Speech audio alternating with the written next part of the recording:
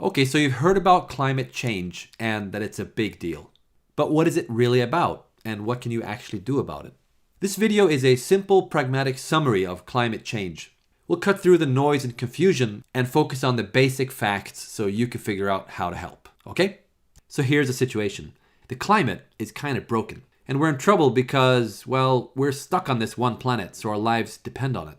The good news is that scientists have figured out the cause of the problem. Us. We humans broke it. Yep. But wait. How is that good news? Well, because it proves that we humans are powerful enough to actually impact the Earth's climate, which means we can fix it. Well, partly at least. But before we get to solutions, let's examine the problem a bit. Here's our planet. For thousands of years, our average surface temperature has been mostly stable. But now, just the past few decades, it has shot up. By the way, this graph and everything else in the video has references. Check the description below for links. On a geological timescale, that's crazy fast. We've never been at this level in the history of mankind, and it keeps climbing. We call this global warming because, well, that's exactly what it is. But wait, a few degrees warmer? Who cares? It's a global average. You might not even notice the difference locally.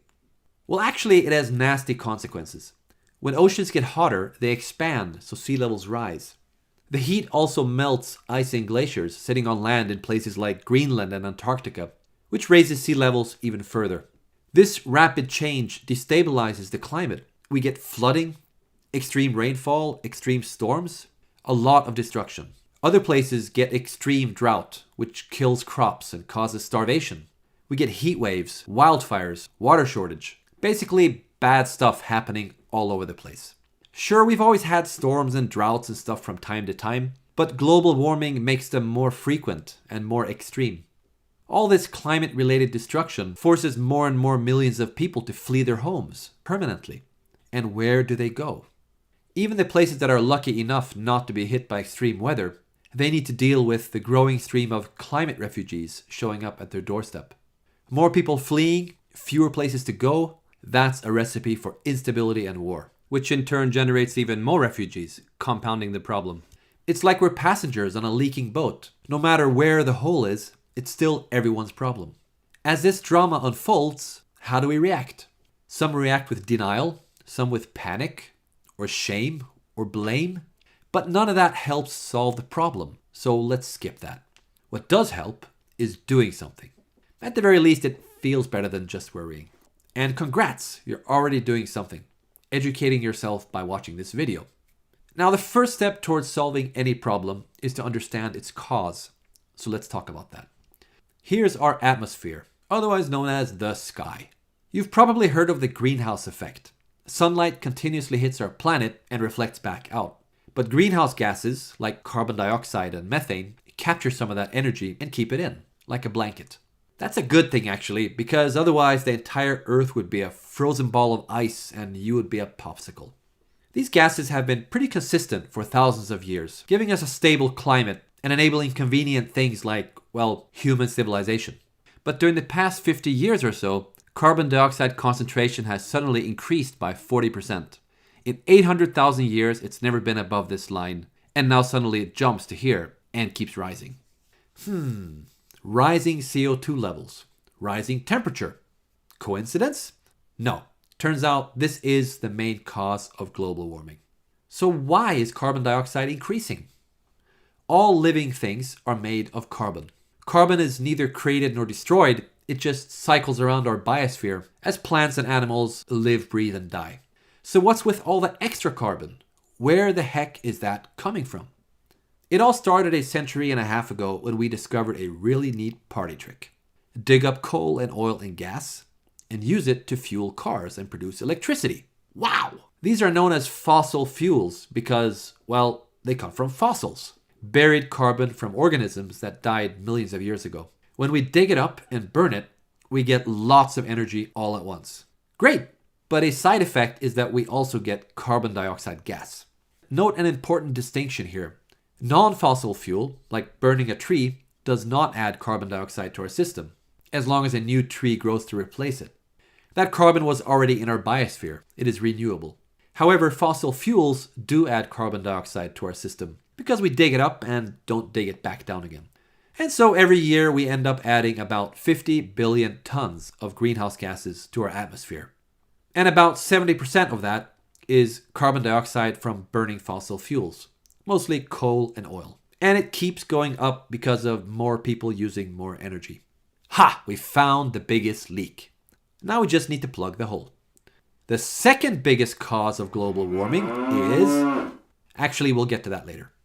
Unfortunately, climate change is happening faster than even the most pessimistic climate scientists expected. Why? Because of so-called positive feedback, which, by the way, isn't nearly as positive as it sounds. The biggest feedback loop is water vapor. Hotter oceans cause more evaporation. And water vapor is actually also a greenhouse gas, so that causes further global warming. Second feedback loop, reduced ice cover. Ice reflects sunlight. When that ice cover melts away, more surface is exposed.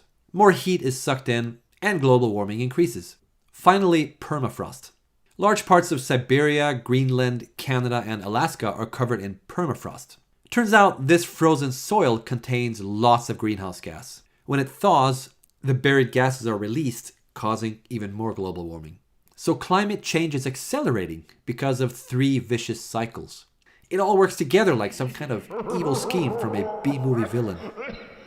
These feedback loops are almost impossible to stop, so we really need to tackle the root cause. Since burning fossil fuels is the primary cause of global warming, we need to...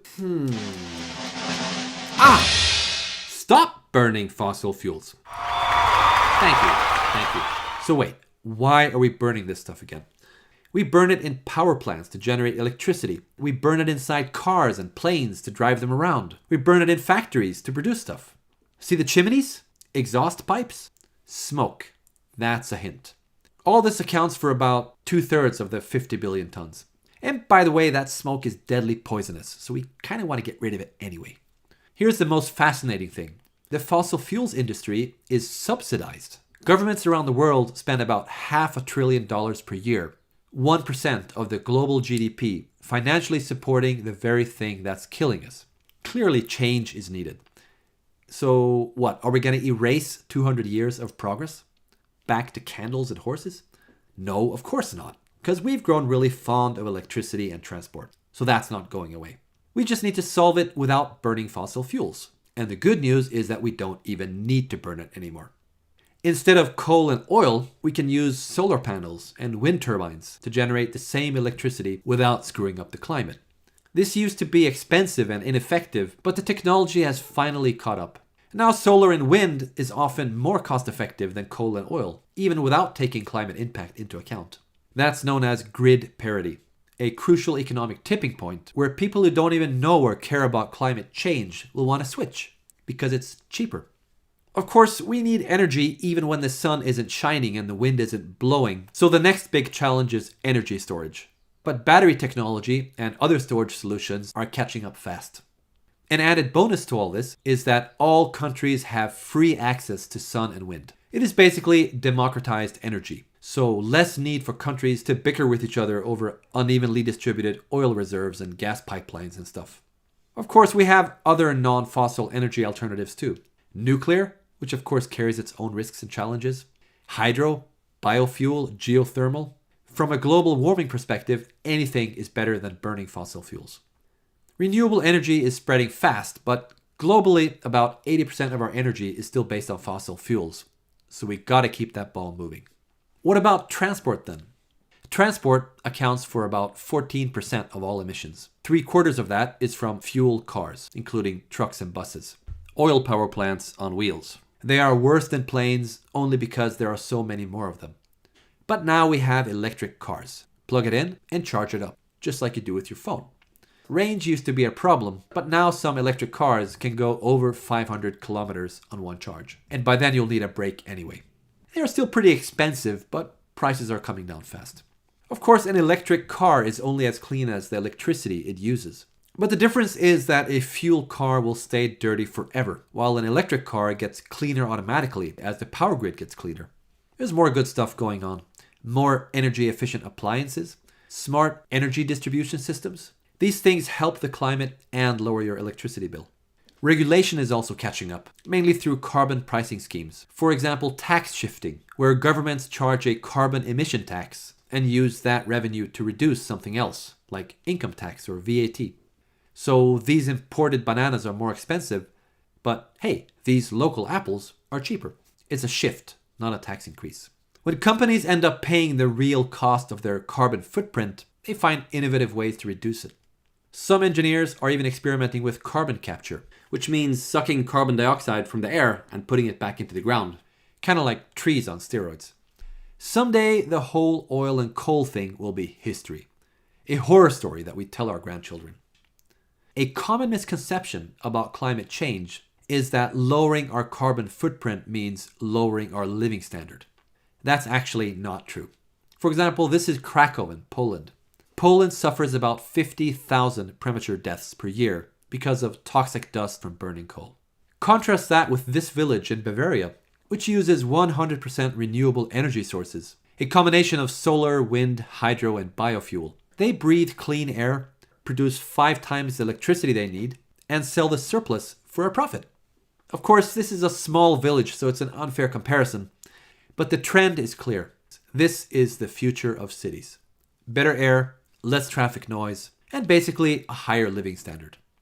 Remember, roughly 70% of global warming is caused by burning fossil fuels. As we gradually shift to renewable energy to power our houses, cars, and factories, most of that stops. All we have left then is, the second biggest cause of global warming. We destroy a lot of forests to clear space for crops to feed livestock, especially cows. Causes a lot of carbon dioxide as well as methane emissions. In fact, forestry and agriculture adds up to almost a quarter of all greenhouse gas emissions, more than the entire transport industry. A lot of innovation is happening to reduce this, but at the end of the day, we really need to eat less beef. That's a hard sell to some people, but meat lovers, don't panic. Pork and chicken and other meats have 5 to 10 times lower climate impact. Now you may be thinking, okay, so we have a problem, and it's bad, but it's being solved.